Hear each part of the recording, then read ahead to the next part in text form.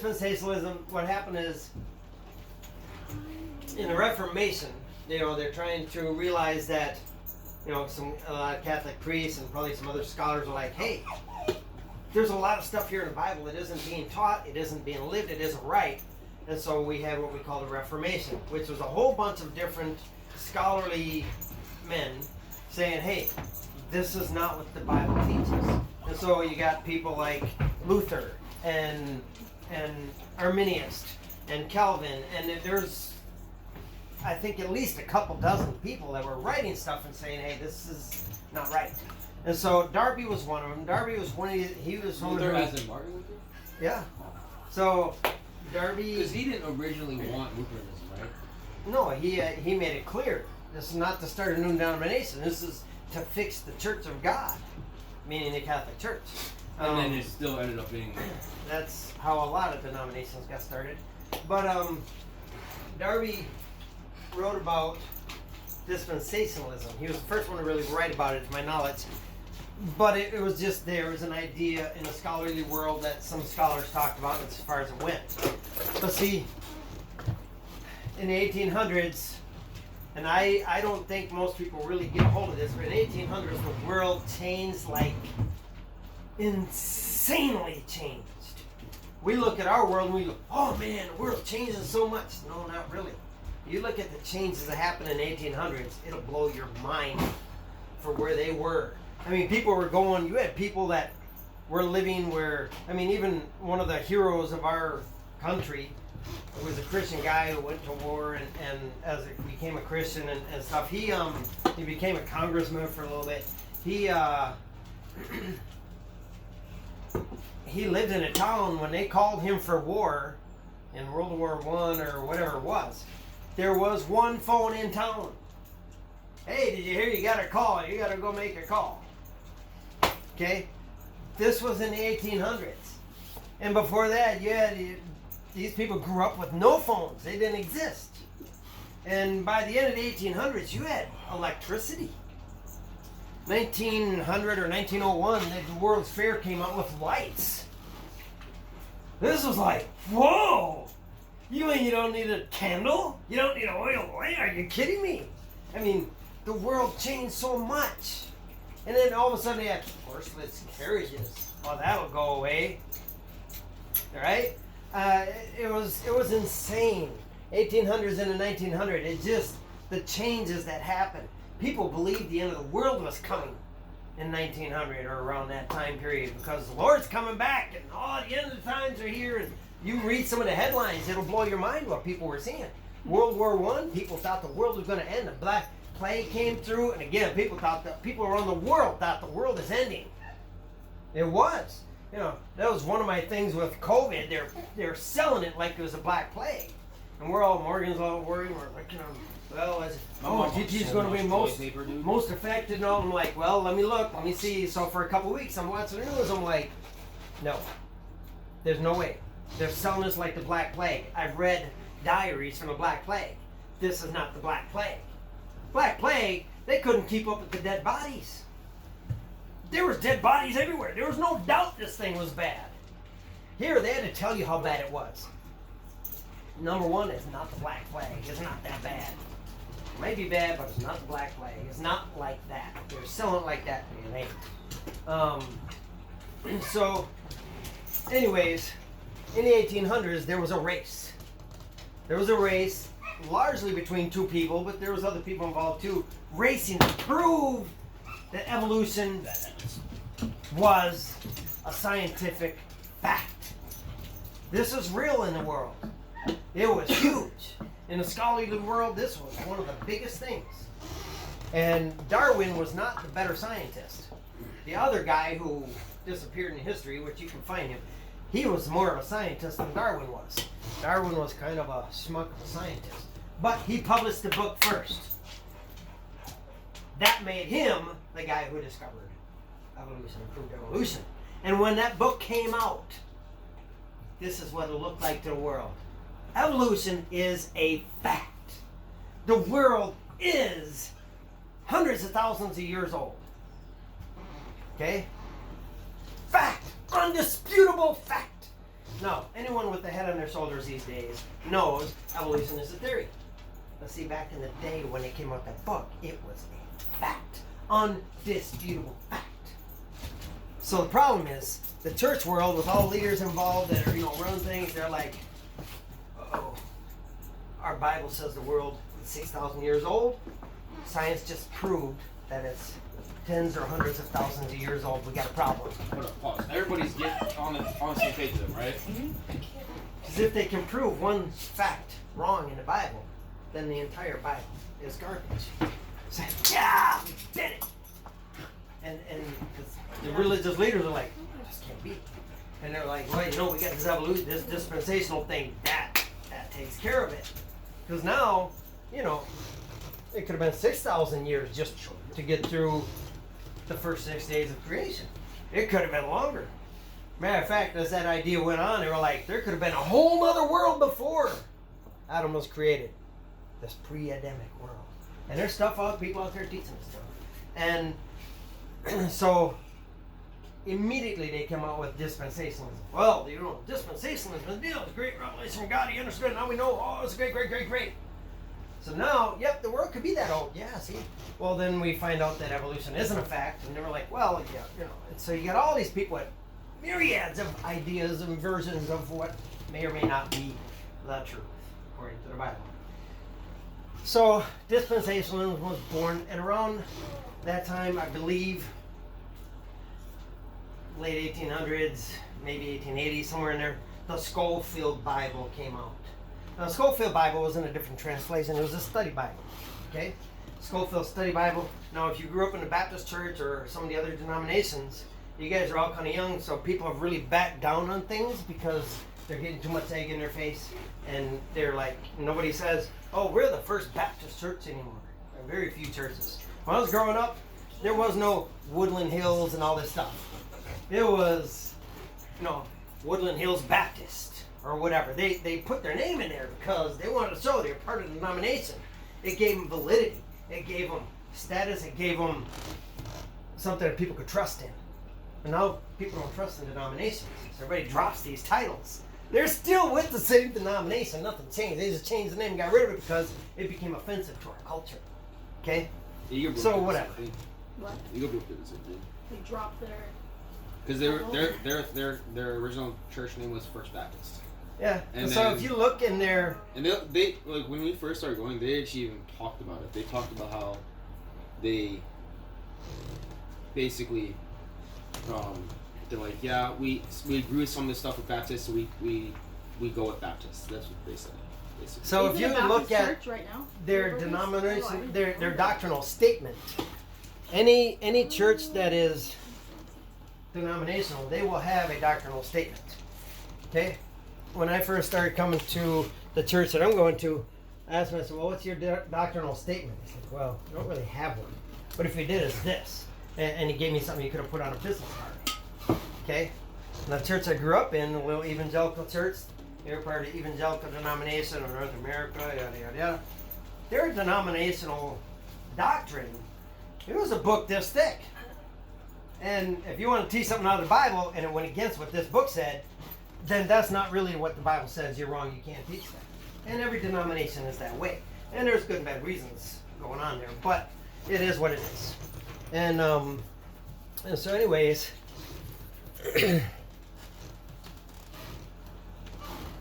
this Schofield Study Bible came out. And when I was young, and I'm studying the Bible, and I'm eager, and I'm pushing, I mean, it was not uncommon to hear, oh, I got to study Bible. Oh, is it a Schofield? Well, no. I didn't know study Bible. I mean, people said these things, okay? And that's why when you asked me, I was like, I don't know. I knew what a Schofield. Now, if you talk to your pastors about Schofield Bible, some of them are going to be like, well, yeah, I don't know. Some of them are like, oh, yeah. This is the gold standard of theology, of study Bibles. This is good stuff, okay? Schofield Study Bible was the first study Bible to come out with dispensationalism as their position, okay? And I say it that way because it really is a position of theology. And so there's a study on Revelation. I'm involved with people, and the preacher is Armstrong, and he's got all these video series and stuff you can get into. And so when he starts his study on Revelation, he says, I only take the Bible at what it says, at face value, which is what people say that hold to today's view. And it's kind of a proud statement. It's kind of messed up that they say that. But that is a very common thing that is said. I only take the Bible at its face value for what it says. And that's not really true. But that's what they say. And he says, so up until 150 years ago, we really didn't know what to do with Revelation. It was a very difficult book. We didn't know what to do with this book. But then, God revealed a new revelation to us. And now we understood Revelation. And that's what caused us to go out in the world and start evangelizing. And they asked me at the end, we're talking, everybody's talking, and they're like, well, you've been pretty quiet. What do you think? I said, honestly, I can't buy what he's saying. I said, yeah, he's talking about this revelation we got 150 years ago, and I know what he's talking about. What they call it is dispensationalism, and I don't buy it. I don't agree with it. And they're like, what? And they reviewed the video. Oh, he does say that.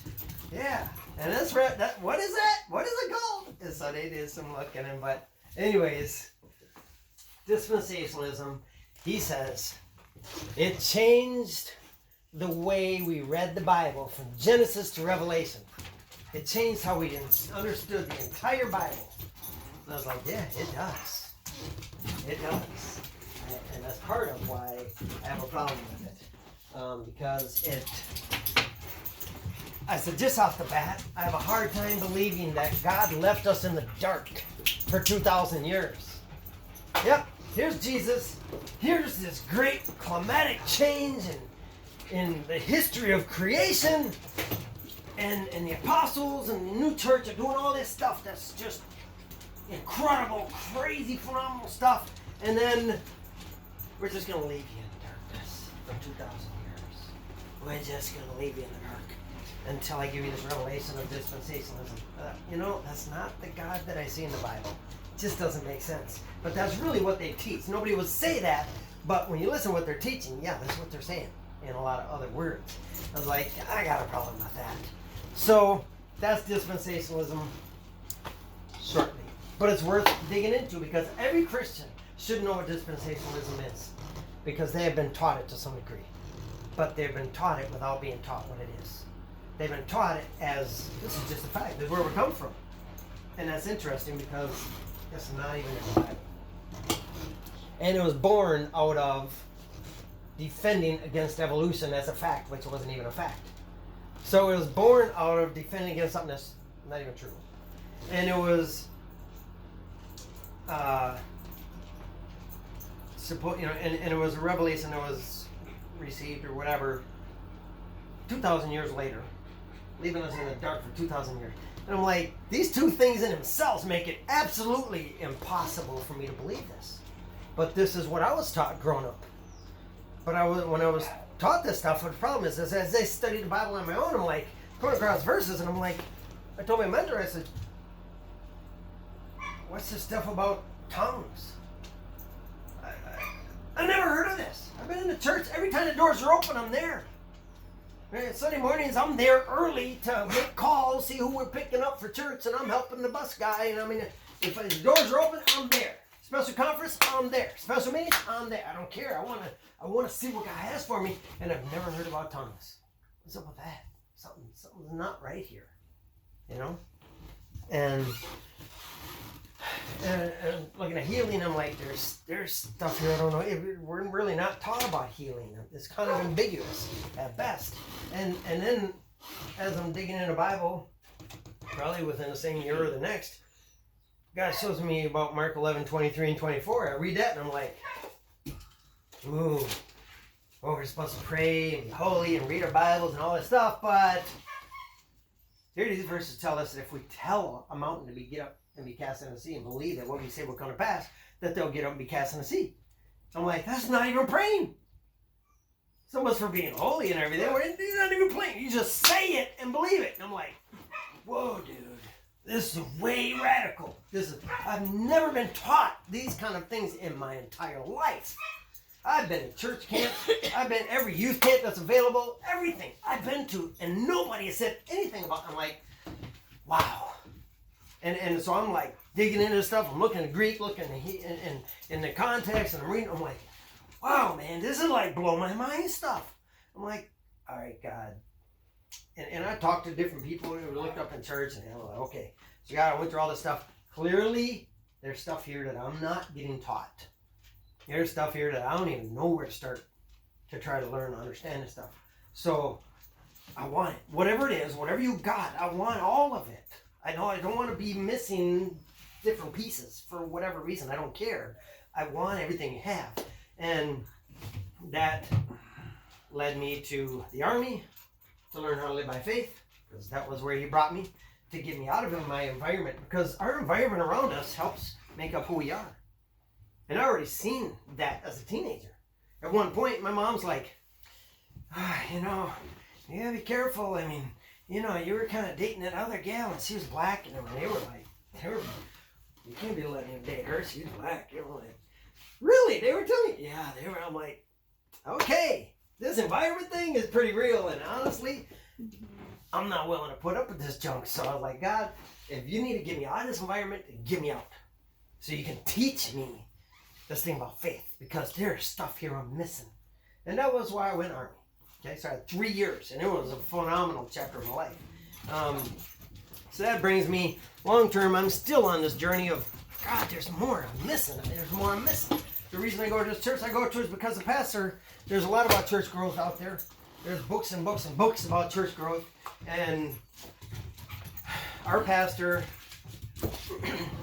refuses to buy in to most of the church growth stuff. He believes that if you want your church to grow, you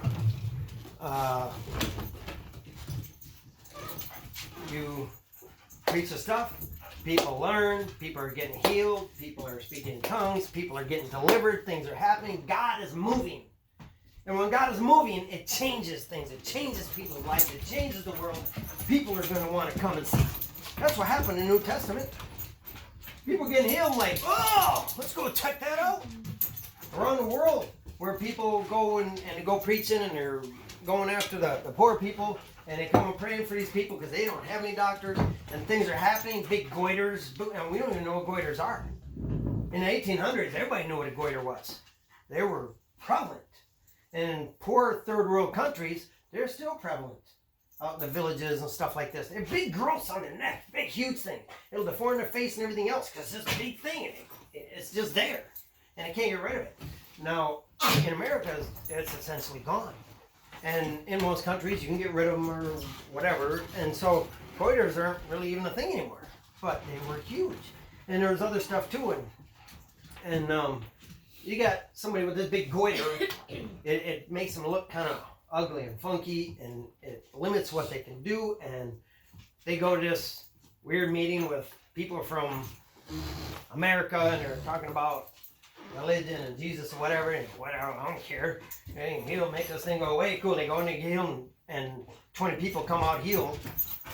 Other people will be like, I'm going to the next meeting because I got this and I got that. I'm bringing my friend, my relative that's blind or whatever. And people start, and it when God moves, things happen. People get changed. Our world gets changed. And so our pastor holds this idea that if God is moving, things are going to change, and the people are going to come. That's church growth. I agree with that. Now, our church, by statistics and anything the world says, is dying. And unless God moves, it'll die. But I've lived my life the same way. And that is, if God doesn't move, it fails. It just fails. That's a scary place to be. But it's a good place to be for a Christian who wants to live by faith. And that's where I want to be. And if I fail in the process, fine. I'd rather fail than succeed at something that's just not God. And part of my problem with a lot of churches today is they can do really well and not have God. And that's great. It's a great social club. It's a lot better than a Satanist club down the street. It's a lot better than some of the other clubs around. But that's not what I'm looking for. It's not what I want to be a part of. It's not what I want to be. I don't want to be part of a good group. I want to be part of what God's doing. And this whole Revelation thing, I a lot of years ago, I was like, I've studied for all this stuff. Handful of stuff doesn't make sense. I'm just done. I don't care. And Caleb kind of pushed me into it. I got to learn and I got to reading this guy's book. I'm like, okay, oh, wow. There's a lot of change. Okay. It took me a while to swallow it all. It took me a few years, 2-3 years. And I'm like, okay, all right, I'm ready to go with this. I'm ready to jump ship because he found a way to fill a lot of these holes that were letting the water go. So, again, with this stuff, my intent is to wet your whistle. It's to spark that fire inside of your heart, inside of your spirit that says, you know what? I think there might be one there. I think there might be more. I have to look. Because I'm not here to lay everything out for you. Because one, it doesn't help. You have to dig into it on your own. If you don't dig into it on your own, it's just another teaching. No matter what it is, no matter how good it is, no matter who it comes from, it's just another teaching. You have to dig into it on, that's the way God designed it, that's the way the Bible teaches it. You have to dig into it on your own. If you don't, it will not accomplish the change that God has planned for it to accomplish in your life.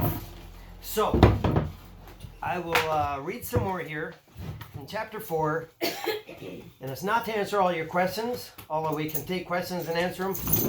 It is to ignite that fire in you, to stir up those coals within you, to say, you know what? I think there might be more here. I keep telling everybody, when I was younger, I actually prayed and said, God, we really need a movie.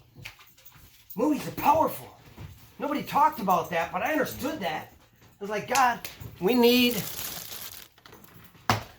a movie that shows what it means to be a person of faith. Because I know we don't know it. And that was it. From an evangelical world, I understood that. And later on, many years later, and I didn't see it till I was 5 or 6 years old, a movie came out. And you guys know what movie I'm talking about, right? Mm-hmm. What movie? The Matrix. I learned this last week. I watched that movie the first time. I was like, oh, yeah. And a little ways, oh, yeah, this is good. A little more, I'm like, oh, yes. My brother's in the other room. He's like, you get that movie? I said, yeah, this is incredible. He's like, I never could understand it. I'm like, this is awesome. And he's like, oh, really? Whatever. And I'm watching it all the way through. I'm like, yes. Oh, this is so good. It literally answered my prayer. This, just the first Matrix. The rest lose it. But the first Matrix really does it. They didn't realize they were doing it, but they depict what it means to be a person of faith. Hebrews 11:1 says, faith is the evidence of things hoped for. In other words, faith is more real than the seat you're sitting in. That's really a hard concept to wrap our heads around. And in Matrix, they finally get them out of the Matrix and into the little spaceship, and boom, boom, boom. They're trying to tell them, teach them, and they, all right, where's it going to hook you up in this chair? It's going to hurtle it. There you go. Now, when you're in there, we're going to teach you martial arts. What? Yeah. All right. So he gets in there. He's in the dojo, and he's like, dude gets in there fighting him. He's like, all right, dude, let's go. He's like, but I don't know it. Sure you do. Really? Yeah, trust me. Oh, no, dude, I know all kind of stuff. And so he's learning, he's fighting. And the black dude's like, come on, man, you got to push yourself. This is not, you don't even do anything. You're not even trying. And he's like going really fast, like, and he's like, dude, this is one hand. You're not trying. You're too limited. And he hits him, and he's like, come on. And he's pushing him. And the other people are like, he's going to beat him up, man. Nobody's been that fast first time. Yeah, he's going to beat him up. He's going to hurt him, man. And they're going on. And finally, he starts getting it. He starts realizing there's more. He starts realizing going over the curb of, there is something here that I don't get. There's something. There's more. And he starts beating up Morpheus. And he slams Morpheus across the room, and they're all like, whoa, he beat Morpheus. First time, nobody's ever done that. He's the one, right? Well, anyways, the point is he's getting the idea. There's more to this. There's more than just what he sees and feels and hears and smells. And that's what the Bible teaches us. There's more. There's more. Because we're missing it. There's more than just this world. And we are supposed to be living it. And honestly, I would have never thought Revelation would help push that. But it does. This guy, I'm quite sure, doesn't believe in healing and demons the way I do. I would, if I was a betting guy, I'd bet $20 he doesn't. But he gets the idea that there's more. The Bible teaches that everything has been done. We have been given all authority. So why in the world would we have any worry? Why aren't we changing this world? He literally goes on to say, I seen an interview with somebody he's interviewing online, they're interviewing him, and he's like, honestly, people ask him why we got all these problems, why these bad leaders, this and that, because the Christians are not doing what they're supposed to do. They're sitting around being a bunch of lame brains because they don't get it. I'm like, man, this is good stuff, good stuff. So I'm going to read this stuff. And again, the intent is to wet your whistle, to get your sparks going, that your coals going, to light you up to say, my goodness, there's more here. I got to dig into this. I got to dig into this. This is what I'm doing. And I'm just bringing you guys along with because there seems to be interest. I don't care if you guys come with or not. This is where God's bringing me. And I'm going to keep going. I told my wife, I said, she's like, well, I don't know about this. I said, you know what? This is what God's showing me. This is in His Word. It's pretty clear. I've been looking for this. I've been pushing more. I'm pushing harder now, and I'm getting more. I'm going to go after it. You should jump on board because I'd hate to leave you behind, but I ain't waiting for you. God's got things to do, and I need to do what He wants to do, whatever that is. And part of the thing that motivated me is TT.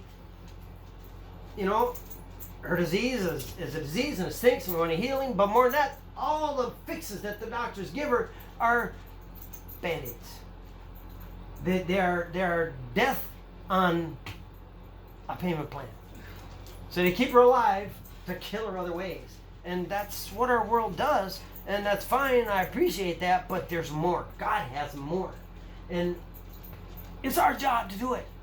And it's time for me to quit being too tired and too lazy or whatever. I need to make it happen. And I've been a very busy guy. I mean, I got 6 kids, all one after another. It makes you a busy guy. And I never had a great career. I had to start a business doing remodeling while I'm paying the bills. That's pretty intense. That's really a God thing. And God made it happen. And so I have been more than busy. Everyone in my life is always like, dude, you're way too busy. You need to chill out. And I don't have a choice. But I don't care. The excuses need to end. I need to get serious about being the Christian that I'm called to be. It doesn't matter. It doesn't matter. And that's where I've come to. I literally have said, I'm done. I don't care. I'm done. I'm doing what I got to do. I don't care. I don't care what it takes. I'm done. I'm going to do this. And so that's what I'm doing. So this was part of my journey, which I didn't even realize would have anything to do with it, but it's what God brought in. And it's, man, it is. It limits our faith. If you believe Revelation wrong, if you believe wrong theology, it limits your faith. It hurts you in being able to fully believe. There is a thing of growing your faith. And I've taught this forever. We should be growing our faith, just like people like Caleb are out there growing their muscle. If you're out there growing your faith on a regular basis, how are you ever going to get to where God wants you to be? Yeah. And Caleb can tell you endless stories of people like, yeah, man, I'm going to do this. Yeah, I'm going to do this all the way. Yeah, here's some money, man. Let's do this. And within a few months, or maybe a year or a few weeks, where you been, dude? I ain't seen you for a few weeks. How you going to accomplish it? Oh, I'm going to make it happen. That's the story of most Christians with God. Because they're not that serious. How serious are we going to be? That's where I am. So, chapter 4, all nations. This was the universal and global language of judgment on all the nations, or all the earth, quote unquote. I began to see how much holy hyperbole God used in his word. Hyperbole is a word that he introduces us to earlier in the book. If I accepted Scripture on its own terms instead of mine, then shouldn't I first find out what it says and then adjust my theology to fit the truth rather than define how I think? That is very key. The guy that I mentioned, Armstrong, he says, I don't presuppose anything and then come to the table, to the Bible, to try to prove it. And for him to say that is a pretty lofty thing. In the scholarly world, everyone knows it is near impossible to come to any subject without presupposed ideas. It is extremely difficult for the human mind to do that. And when people say that, it should raise a flag. And so, for me, I'm saying, yep, the presupposed ideas were there, and I'm going to recognize that for what it is, and I'm going to look at all the facts and lay it all on the table, and look at all the cards, and not just have my hands cards that are in my hand and try to make everything meet that, because in reality, that's what most people do. When we moderns read the word nation, we think of nation states or recognized sovereign countries with land boundaries. And there are, you can look up, there is an actual definition of what a nation is. And there's a definition of what a county is, and what a state is, and what a township is, and what they have some different labels in there. I don't even remember. In America and in other countries, they have definitions for these things too. And it comes down to how many people are involved, how many miles are involved sometimes, what kind of charters they write up, what those charters. In America, if you have a township versus a town, it gives you different authority and different rights within the government. Okay? And there's different costs involved, money-wise. So he's talking about that concept because in these views that most people hold, this is a key term. This all nations is a key term. Nation basically meant a distinct people group or just about any size of gathering. Yes, that group could be a sovereign nation state like Egypt in Ezekiel 33:3 and 4, but more often and more importantly, it was used of tribes, clans, or any gathering of people with a similar identity. And so he gives some examples there. When David was surrounded by those tribal clans, he said, "All the nations surround me," in Psalms 118:10.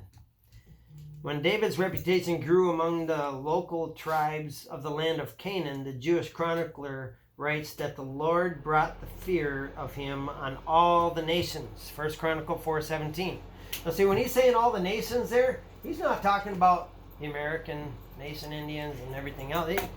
He's not. He's talking about the nations right around him. Okay? So the problem is they take these terms with this view that most people hold. All nations means all nations. It has to be all the nations of the world. Maybe not America, but maybe because, we've been their buddies. This is what people say. You listen to what people say about this view that's held of Revelation. Is what they talk about.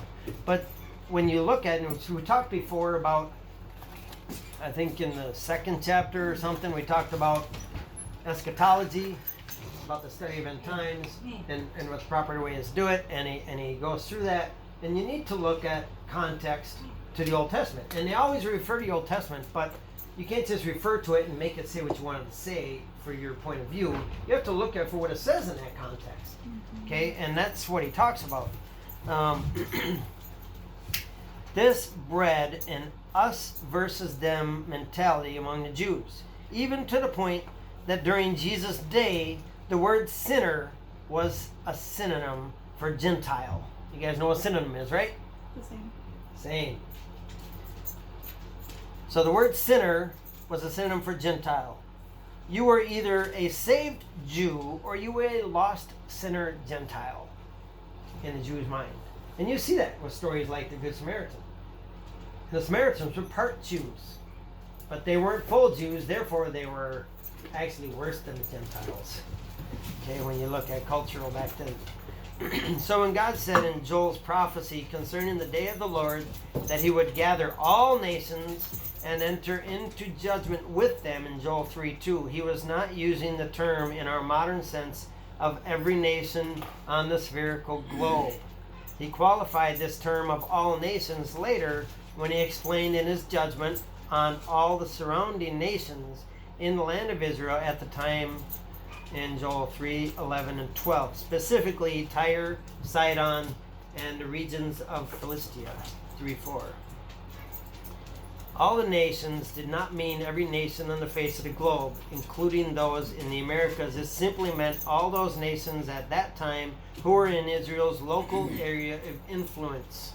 All nations is a generic reference that can refer to a select group of Gentile people in contrast with God's people. In Joel, all the nations meant Tyre, Sidon, and regions of Philistia.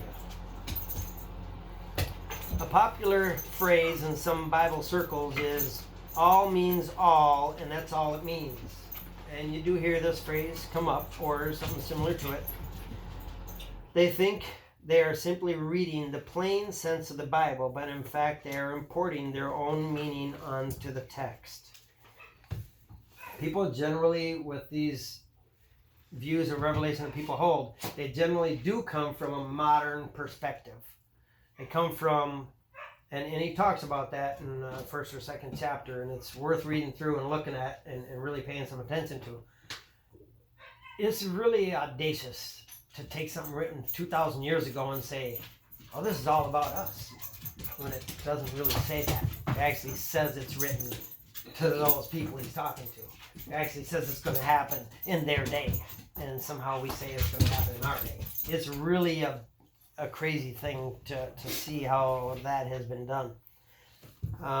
In Jeremiah 28, King Nebuchadnezzar of Babylon is referred to as king with a yoke over the necks of all the nations. In Jeremiah 28:11, but awesome. Nebuchadnezzar was not king over all the nations outside of Babylon. You know what yoke means, huh? You know what a yoke is? It's what they put on a cow to control them. It's like a lead. You know, we have a lead operator. The yoke was actually a big chunk of wood. Yeah, but it just goes around. Pinned onto them, and they would yoke them together usually. And yeah, you weren't getting out of that. Didn't matter how big an animal it was, they weren't getting out of that. All does not always mean all. In the Bible, all nations simply does not always mean every nation that exists. On the day of Pentecost, 2:5, we read that there were Jews in Jerusalem from every nation under heaven. So when they were talking about Revelation and how all these nations are going to come together and all this stuff, and that means today because you couldn't do all the nations before and all this stuff, and they say stuff like that, they never will talk about verses like Acts 2:5 where it says, and there were Jews from every nation under heaven. That really kind of means every nation around the world, right? Well, not really. Every nation under heaven does not literally mean every nation under heaven. It is poetic hyperbole. It is a theological message that God is undoing the Babel separation of nations with the kingdom of God. That's why this whole series of chapters is about the poetic writing that they had. And we do poetic writing today, we do poetic speech, you know. Hey, you see the Vikings, they're going to kill them guys. They didn't kill anybody, but it's a poetic way of speaking, right? They did the same thing. If anything, they did it more than us. It is poetic writing. It was never intended to be scientifically precise. It is theological hyperbole. All the nations is a poetic phrase that is used to mean many or even some Gentile peoples. So when God speaks about judging all the nations, it is not necessarily a reference to the universal final judgment at the end of time, but rather a localized judgment against some specific people as a representative of non-Israelite nations. So the teaser for next week is let's take a closer look at the collapsing universe imagery in the next chapter. And I have had people tell me, oh, you can't say that the sky has been rolled up and the moon has turned red. You can't say that's happened. He's saying it has. So we will look into that next week. So read chapter 5. Questions? No? Okay. I remember hearing that when I listened to it. Well, yeah. There is. You start talking to people about Revelation, and some people don't want to say anything. They're like, kind of like, yeah, bye. Some people, oh, did you see the news? Oh, this, oh, that, oh. Yeah. That same stuff literally has been happening my entire life. Literally. In the 80s is when they really started climaxing on that stuff. In the 80s, I graduated in 86. I was studying Revelation. I was like, man, look at it. They're saying all this stuff. I'm like, and I see the news. I'm like, oh, and it went by. What happened? What happened? You said this and it went by and nobody said anything. It just happened. It just went by. Oh, this is the Antichrist. Oh, really? Okay. Time goes by and that person's not in office anymore. They're nobody now. They're Antichrist. What? Gorbachev. Anybody know who Gorbachev was? He was the Antichrist at one point. He's the Antichrist. Look at the scar on his head. Look at this and this and this. He's the Antichrist. You guys don't even know his name. He was the guy that was in charge of Russia when Russia collapsed. You guys don't even know his name. Lets you know how important that Antichrist was. Right? But they were like, he's the Antichrist. We're in the end days. Whoa! Literally. You could probably find headlines with that if you looked. Do you believe we're in end days, right? Like end times, right now, or like not within like the year, but 10 years, 7 to 10 years, 20 years type? I think God never intended us to look and say, oh, we're in the end days. Ooh. I don't think he ever intended that.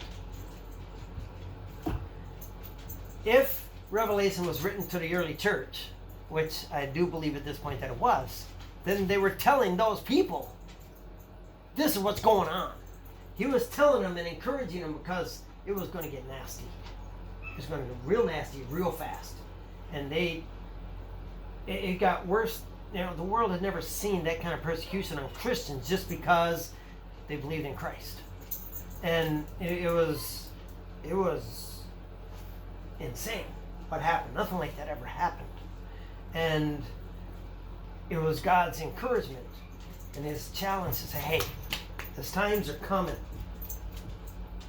Get ready for it. You know, and I'm not going to leave you. But you got to know, a lot of you guys are going to die. A lot of you guys are going to get tortured. It's going to be a bad time. And just know that, you know, and that's what he's saying is that's what Revelation was written about, what it was written for, who it was written to. But And so if we're coming into that hard of a time, then, so put it this way, and so part of the deal is I was raised, my heroes were never Superman and all these guys. Never. As you know, I got saved at 7 years old. My heroes, from my youngest years of having heroes, were people in the underground church. I read these testimonies like, whoa.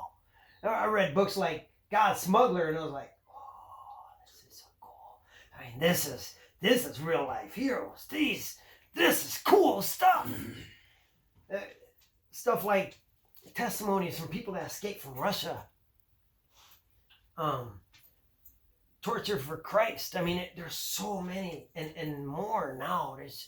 I'm like, and so I'm reading these testimonies, and these people are living what people envision in Revelation. Okay? They're living this stuff today.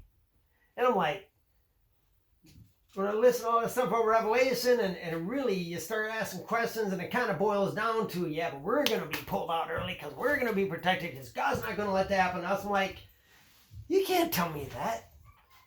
There are Christians out there living this stuff and dying this stuff. Thousands, tens, hundreds of thousands have died nameless. We will never know their names until we get to heaven. They have lived and died this stuff that you're saying you're going to be protected from. Honestly, you got something wrong with your theology. Don't know what, but something ain't adding up here. Okay? So that is part of a real thing that saved me from buying into that stuff 100% no matter what. So like it ain't adding up. It just doesn't. And so I would say more of this. One, the Bible's clear, and there's a few verses that really spell it out, that as evil rises, the ability of the Holy Spirit to move rises. Okay? The evil can never way outdo what the Holy Spirit's doing. There are laws in the spiritual realm that we just don't know. But that's one of them. And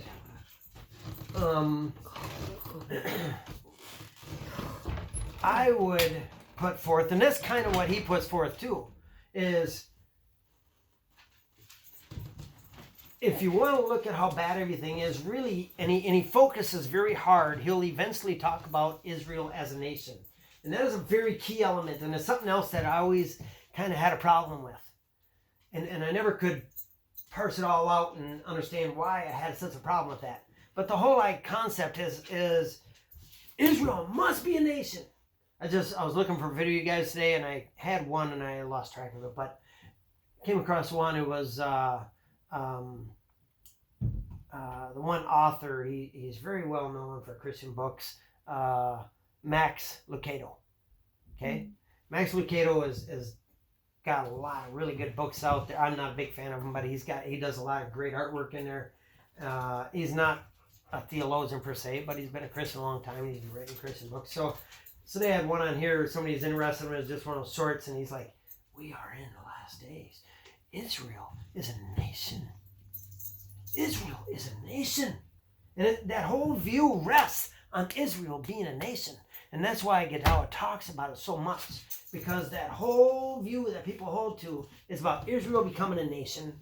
They have to be a nation. They have to rebuild the temple. Because they're going to redo the sacrifices. They're going to get into doing the sacrifices again. And then Jesus is going to come back and get them saved. I'm like, there's something wrong with that picture. Because, and I was talking to somebody about that, and they're like, one of the guys in his Bible study, he's like,